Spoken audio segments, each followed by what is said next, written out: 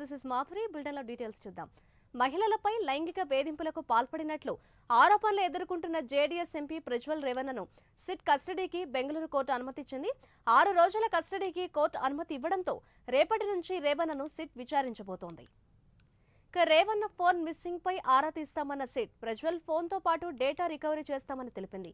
గురువారం అర్ధరాత్రి దాటిన తర్వాత జర్మనీ నుంచి బెంగళూరు అంతర్జాతీయ విమానాశ్రయానికి చేరుకున్న ప్రజ్వల్ ను సిట్ పోలీసులు అదుపులోకి తీసుకున్న విషయం తెలిసిందే. అనంతరం భారీ భద్రతతో విచారణ నిమిత్తం సిఐడి కార్యాలయానికి తరలించారు.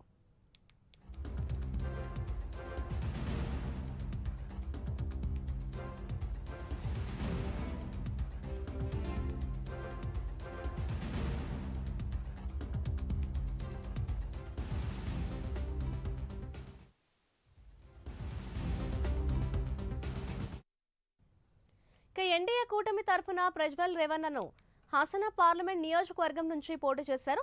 అయితే పలువురు మహిళలపై ఆయన లైంగిక దాడి చేసినట్లు వీడియోలు సామాజిక మాధ్యమాల్లో చక్కర్లు కొట్టాయి. దీంతో ఏప్రిల్ నెలలో ఆయన దేశం విడిచి పారిపోయారు. ఇప్పటి వరకు ఆయనపై 3 కేసులు నమోదయ్యాయి. ఈ నేపథ్యంలో ప్రజ్వల్ కు 4 సార్లు నోటీసులు, ఒక arrest warrant, blue corner notice, red corner నోటీసులు జారీ అయ్యాయి. పాస్పోర్ట్ రద్దు చేసేందుకు కేంద్ర విదేశాంగ శాఖ చర్యలు చేపట్టింది.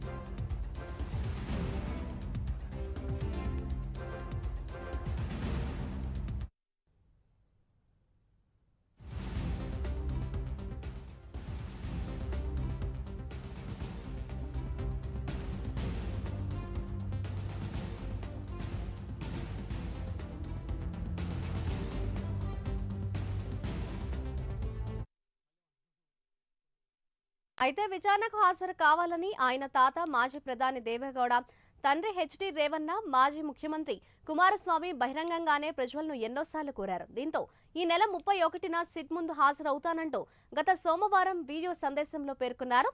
ఈ నేపథ్యంలో జర్మనీ నుంచి ఆయన బెంగళూరుకు వచ్చారు. వచ్చి రాగానే పోలీసులు అరెస్ట్ చేశారు ఆయన్ని.